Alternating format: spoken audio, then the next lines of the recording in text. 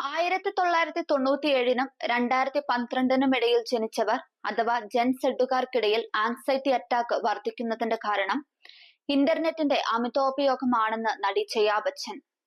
Navya Naveli നന്ദയുമായുള്ള പോഡ്കാസ്റ്റിനിടെയാണ് gen സീകളുടെ മാനസികാരോഗ്യവും ഇന്റർനെറ്റും തമ്മിൽ ബന്ധപ്പെടുത്തി ജയ സംസാരിച്ചത്. ഇന്റർനെറ്റ് അമിതമായി ഉപയോഗിക്കുന്നതും എന്തിനും ഓൺലൈനിൽ നിന്നുള്ള സാധുത ലഭിക്കണമെന്നതും ചെറുപ്പക്കാർക്കിടയിൽ ആങ്സൈറ്റി വർദ്ധിപ്പിക്കുകയാണെന്നാണ് ജയാ ബച്ചൻ പറയുന്നത്. കാണാൻ നന്നായിരിക്കുന്നു, ശരിയായ രീതിയിലാണോ ചിന്തിക്കുന്നത്, ശരിയായ കാര്യമാണോ പറയുന്നത് എന്നതിനെല്ലാം ഓൺലൈനിലൂടെയാണ് വ്യക്തത വരുത്തുന്നത്.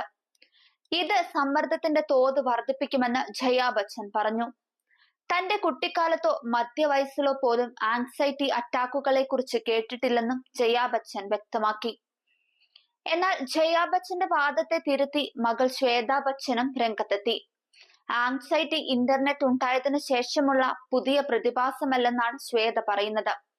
കാലങ്ങളായി ഇത് നിലനിൽക്കുന്ന പ്രശ്നമാണെന്നും ഇപ്പോൾ കൂടുതൽ തുറന്ന ചർച്ചകൾ നടക്കുന്നു എന്നേയുള്ളൂവെന്നും ശ്വേത കൂട്ടിച്ചേർത്തു. തലച്ചോറിലെ രാസവസ്തുക്കളിലെ അളവിലുണ്ടാകുന്ന വ്യതിയാനങ്ങളാണ് പലപ്പോഴും അമിത ഉത്കണ്ഠയിലേക്കും ആങ്സൈറ്റി അറ്റാക്കിലേക്കും നയിക്കുന്നത്. ഉത്കണ്ഠ രോഗികൾ പൊതുവായി ചില ലക്ഷണങ്ങൾ പ്രകടിപ്പിക്കാറുണ്ട്.